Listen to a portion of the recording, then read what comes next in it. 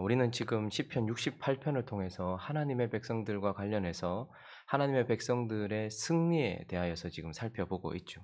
하나님의 백성들에게 있어서 승리는 무엇인지, 하나님의 백성들은 어떻게 승리하게 되는지에 대하여 우리가 어제 시편 63편, 68편의 전반부를 통해서 살펴봤는데, 하나님의 백성들은 하나님의 말씀에 의하여서 승리를 하고 예수 그리스도에 의하여서 승리를 한다라고 말씀을 나눴죠. 그래서 그 언약궤가 시내산에서부터 출발하여 모든 대적들을 물리치고 시온산에 안치되는 그 순간, 그 시온산에 입성하는 것, 그러니까 하나님의 승리, 그 언약궤의 승리를 통하여서 하나님의 백성들은 승리의 노래를 부른다라고 말씀을 드렸고, 말씀이 육신이 되신 예수 그리스도께서 사단과 죄와 사망 권세를 다 이기시고 무덤에서 일어나시고 저 높은 보좌에 오르심을 통하여서 예수 그리스도의 승리를 통하여서 우리가 승리를 얻게 된다. 그러니 그분의 승리하심으로 말미암아 하나님의 백성들은 승리를 얻는다라고 말씀을 나누었습니다. 오늘 이어지는 이제 이 68편의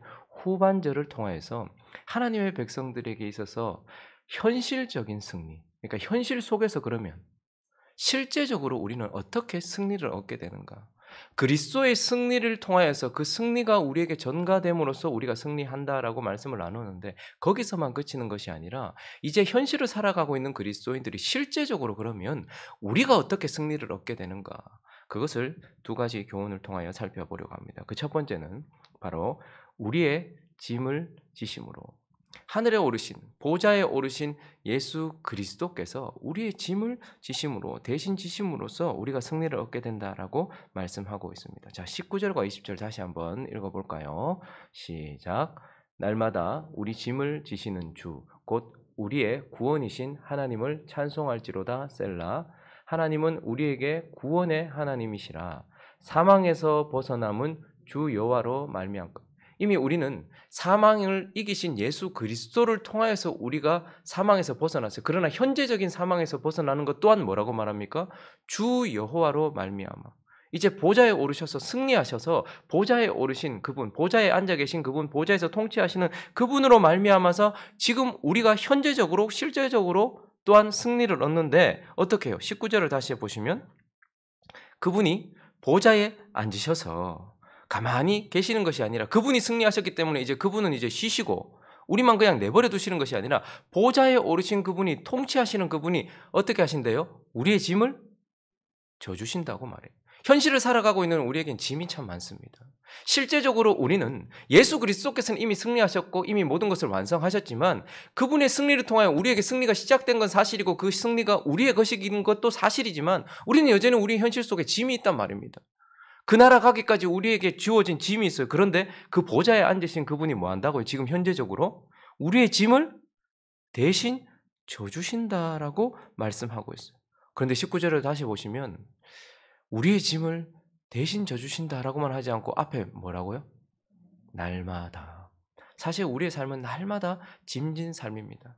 이전에는 죄의 짐이 우리를 무겁게 했었죠. 점점 그 죄의 짐이 무거워졌어요. 그러나 예수 그리스도의 승리로 인하여서 그 죄의 짐에서 우리가 벗어났지만, 우리는 십자가라는 짐을 지고 가고 있습니다. 날마다 십자가를 지고 있어요. 날마다 우리의 현실이라는 짐을 지고 있어요. 그런데 그 보좌에 오르신 승리하신 그분께서 지금 우리의 짐을 날마다 져주심으로써 우리가 승리할 수 있도록 한다라고 말씀합니다. 여러분, 출애굽한 이스라엘 백성들, 그러니까 구원받은 이스라엘 백성들이 처음 승리를 거두었던 이집트의 바로와 그 바로의 군사들로부터 승리를 거두었을 때 그들이 어떻게 승리를 얻었습니까? 그들이 싸워서 승리를 얻었습니까? 홍해 앞에서 이제 전면전이 벌어지게 되었습니다. 죽음 앞에서 뒤에 바로와 그 군사들이 전체가 다 나와서 이스라엘 백성들과 싸우려고 했어요. 자, 그런데 그때 어떻게 해서 우리가 승리를 얻은 것입니까? 바다가 갈라지고 우리는 바다를 건넜고 바다가 그들을 삼킴으로써 승리를 얻었어요. 그들의 짐을 바다를 통하여서 하나님께서 대신 져주신 것 아닙니까? 여호수아 10장도 한번 가보실까요? 11절을 보시면요, 지금 이것은 이제 가나안 땅에 들어가서 중심부부터 치고 들어가서 여리고성을 쳤어요. 그리고 한 번 실패했지만 아이성을 다시 쳤어요. 그랬더니 어떤 기브온 족속이 이렇게 자기들이 항복을 했단 말입니다. 그랬더니 이들이 이제 겁을 먹고서 어떻게 하는 거 하니까 이 아모리 족속들이 연합을 했어요. 연합한 아주 강력한 군대들이 되었습니다. 자, 그런데 그들 가운데 이제 그들과 싸울 때에 그들의 현실적인 짐을 주님께서 어떻게 하셨는가 읽습니다. 시작. 그들이 이스라엘 앞에서 도망하여 벳호론의 비탈에서 내려갈 때에 여호와께서 하늘에서 큰 우박덩이를 아세가에 이르기까지 내리심에 그들이 죽었으니 이스라엘 자손의 칼에 죽은 자보다 우박에 죽은 자가 더 많았더라. 이집트와의 전쟁 속에서는 하나님이 바다를 통하여서 우리 짐을 대신 져주셨어요.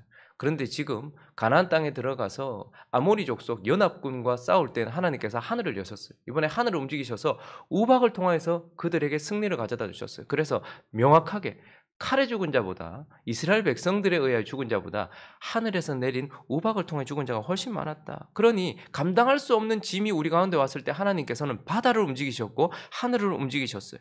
그리고 사무엘하 18장에 가보시면요. 다윗의 말년에 반역이 일어났습니다. 어쩌면 하나님께서 언약하셨던 다윗, 그 언약, 다윗의 언약, 영원한 위가 네 집안에 있을 것이고 너는 영원한 하나님의 나라를 이룰 것이라는 그 언약까지도 흔들릴 만큼 반역이 크게 일어났어요. 자, 그런데 그때에 이 짐 가운데서도 하나님께서 어떻게 하셨는가? 시작. 그 땅에서 사면으로 퍼져 싸웠으므로 그날에 수풀에서 죽은 자가 칼에 죽은 자보다 많았다. 저게 무슨 뜻인지 명확하게 모르겠어요. 그런데 어쨌든 원어는 수풀에 의하여 죽은 자, 수풀에서 죽은 자라고 하는데 수풀 때문에 죽은 자가 칼에 죽은 자보다 많대요. 수풀에서 무슨 일이 일어나는지 모르겠지만 어쨌든 땅에서 하나님께서 일하심으로 그 열세에 있었던 다윗의 군사들은 얼마가 되지 않았습니다. 반역군들이 훨씬 많았죠. 압살롬의 군사들이 훨씬 강했고 많았습니다. 그런데 하나님께서 다윗의 용사들이 강했기 때문에 그들은 정말 노련한 용사들이었기 때문에 이 압살롬의 군사들을 이겼다라고 말하지 않고 수풀이 죽인 자가 칼에 죽은 자보다 훨씬 많았다. 바다가 죽였고 하늘에서 내린 우박이 죽였고 그리고 땅이 그들을 죽임으로써 실제적으로 우리가 감당할 수 없는 짐이 우리에게 주어졌을 때 놀랍게도 하나님은 이렇게 우리의 짐을 대신 져주시더라는 말이죠. 한 구절만 더 볼까요? 열왕기하 19장에 가보시면 35절입니다. 시작. 이 밤에 여호와의 사자가 나와서 아수르 진영에서 군사 18만 5천 명을 친지라. 아침에 일찍 일어나 보니 다 송장이 되었더라. 아, 이제 망하나 보다 싶었어요. 근데 이번에는 바다도 아니고 하늘도 아니고 땅도 아니에요. 뭐라고 말합니까? 여호와의 사자가. 그러니까 하나님께서는 우리가 감당할 수 없는 짐을 지고 갈 때면 어떻게 하신다는 말입니까? 그분께서 대신 짐을 져 주심으로써 결국 우리의 손에 의하여서 이룬 승리가 아니라 하나님이 대신 져주신 짐에 의하여서 그분에 의하여서 얻은 승리. 가만히 생각해 보십시오. 우리가 지금 어떻게 여기까지 왔는지. 가만히 생각해 보십시오. 내 삶이 어떻게 여기까지 지금 이르게 되었는지. 사실 우리가 졌던 짐들은 우리가 감당하기 어려운 짐이었습니다. 하나님의 진노라는 짐도 우리가 감당할 수 없어서 예수 그리스도께서 대신 져주셨어요. 사망, 죄 이런 것들을 대신 져주시고 그분이 승리하셨어요. 그런데 그분이 승리하시고 보좌에 오르시고 끝난 것이 아니고 지금도 현실을 살고 있는 우리에게 실제적인 짐이 찾아올 때마다 하나님께서 예수 그리스도께서 우리의 짐을 어떻게 하신다는 거예요. 지금도 실제로 대신 져주고 계심으로써 우리는 승리하고 있다라고 말씀하고 있는 것입니다. 자, 그리고 오늘 본문 말씀은 또한 우리는 어떻게 승리하는지, 실제적으로 현실 속에서 어떻게 승리하는지, 두 번째는 우리에게 짐을 지워 주심으로써 우리가 승리한다는 것. 자, 보좌에 계신 예수님께서 외적으로 우리가 무거운 짐을 질 때마다, 감당할 수 없는 짐을 질 때마다 하나님의 방식대로 놀랍게도 땅을, 바다를, 하늘을 여호와의 사자로 움직이셔서 우리의 짐을 대신 져주셔서 외적으로 우리를 도와주신다라고 말해요. 승리할 수 있도록. 그런데 오늘 19절을 다시 한번 보시면요. 이 구절을 오늘 그대로 살려서 보면 날마다 우리의 짐을 지시는 주라고 우리가 번역을 했지만 사실 이 번역은요. 날마다 우리에게 짐을 지우시는 주라고도 번역이 돼요.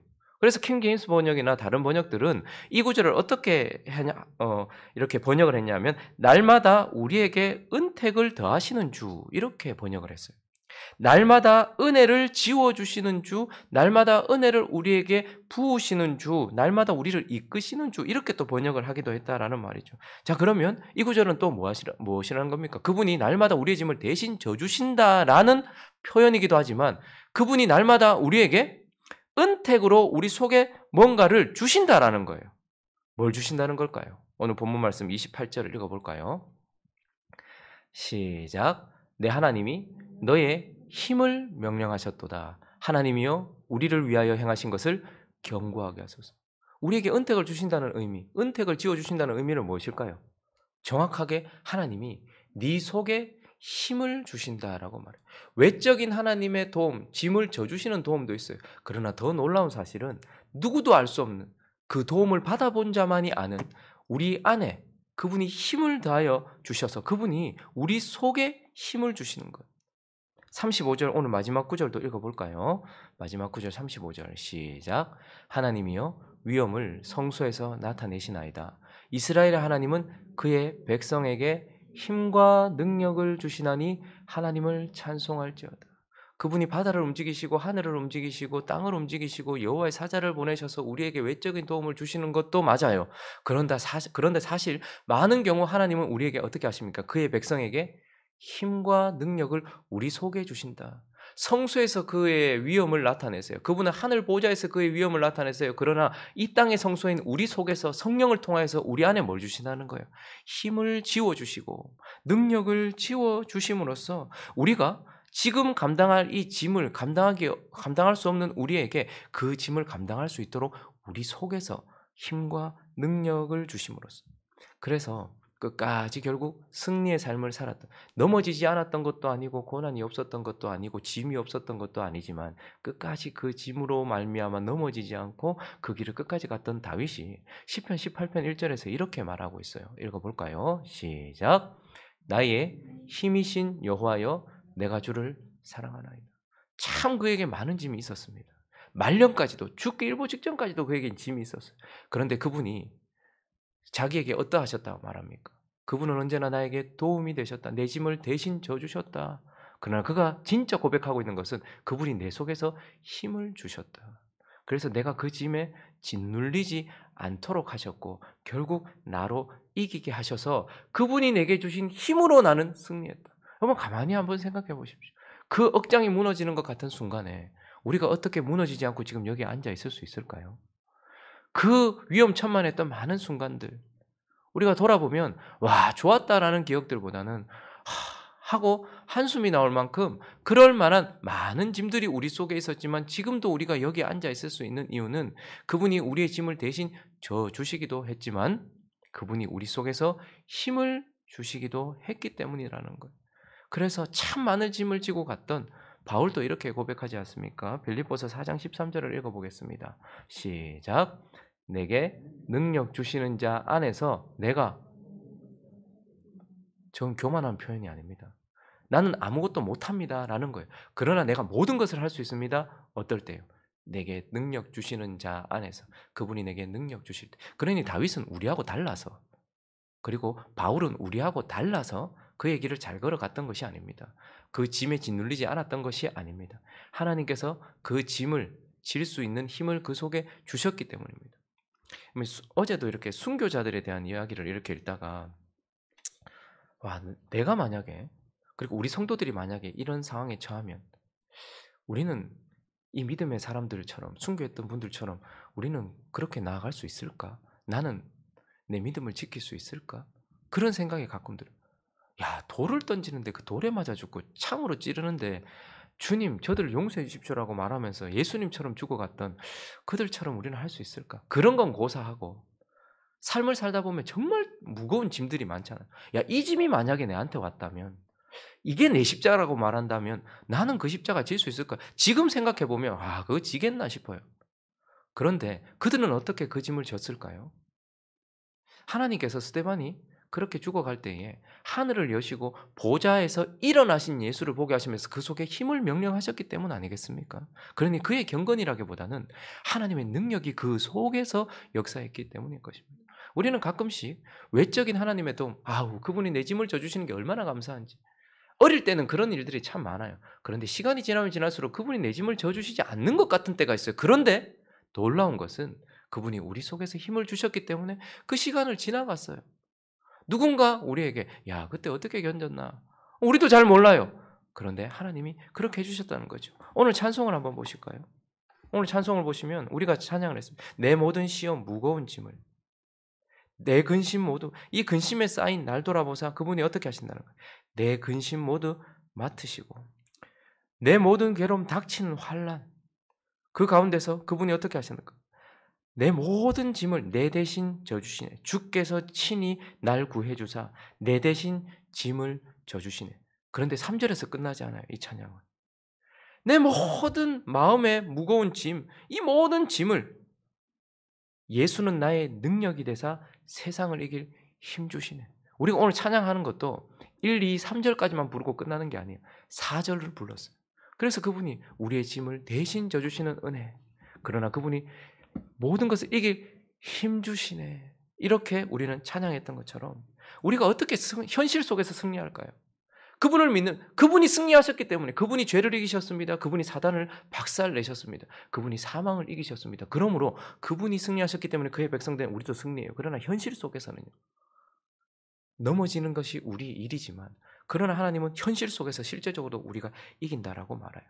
그분이 우리의 짐을 대신 져주시고 그분이 우리 짐을 질 수 있도록 힘으로 짐을 주셔서 이것보다 더 강한 힘과 능력이 되어주셔서 오늘도 우리로 이기게 하신다라고 말씀하고 있습니다. 말씀을 정리하겠습니다. 하나님의 백성들은 승리하는 백성들입니다. 어떻게 해요? 우리의 승리는 그리스도로 인하여 주어지는 것입니다.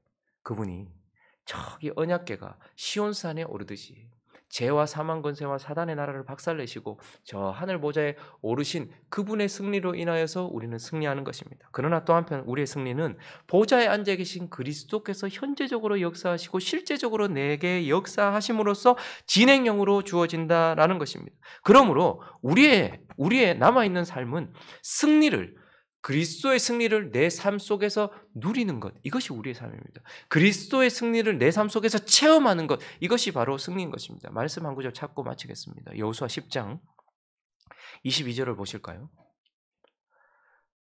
예수 그리스도의 예표인 여호수아, 그의 승리가 지금 나옵니다. 그때에 여호수아가 그 아모리 족속의 강력한 왕들을 완전히 박살을 내셨어요. 그래서 승리했어요. 여호수아가 이르되 굴어기를 열고 그 굴에서 그 5 왕들 내게로 끌어내라. 여호수아가 승리했죠. 하매 그들이 그대로 하여 그 5 왕들 곧 예루살렘 왕과 헤브론 왕과 아므롯 왕과 라기스 왕과 에글론 왕을 굴에서 그에게로 끌어내리나. 그 왕들이 여호수아에게 끌어내매 여호수아가 이스라엘 모든 사람들을 부르고 읽습니다. 시작. 자기와 함께 갔던 지휘관들에게 이르되 가까이 와서 이 왕들의 목을 발로 밟으라매 그들이 가까이 가서 그들의 목을 밟으매 여호수아가 그들에게 이르되 두려워하지 말며 놀라지 말고 강하고 담대하라. 너희가 맞서서 싸우는 모든 대적에게 여호와께서 다 이와 같이 하시리라 하고 여호수아의 승리를 여호수아는 지금 어떻게 합니까? 다 불러내놓고 그가 발로 밟고 있는 그 대적들을 너희도 와서 밟아라고 말해요. 그래서 그의 승리를 이스라엘의 승리로 그렇게 함께 누릴 수 있도록 해주고 있다라는 것을 보게 되는 것이죠. 그리스도께서 죄를 이기셨습니다. 그러므로 우리도 죄를 이길 줄로 믿습니다. 그리스도께서 사망 권세를 이기셨습니다. 그러므로 지금도 사망이 우리에게 계속 왕노릇하려고 하지만 우리는 지금도 생명으로 살아가고 있고 우리의 영원한 생명을 죽는 그 순간, 몸이 죽는 그 순간 다시 누리게 되는 은혜를 누릴 줄로 믿습니다. 그러므로 이 모든 승리는 마지막 날만 주어지는 것이 아니라 그 승리를 지금 내게도 실제가 되게 하시는 그 예수 그리스도를 통하여서 누리는 것, 그것이 바로 우리의 삶이고 우리의 영광이다라는 것을 기억하면서 예수 그리스도를 통하여 승리를 얻은 우리가 현실 속에서 삶 속에서도 대신 짐을 져주시고 어떠한 짐이든 이길 수 있는 힘을 주시는 그분으로 인하여서 승리하시는, 그래서 그분께 구하고 그분과 함께 가는 저와 여러분 되시기를 예수 그리스도 이름으로 축원합니다.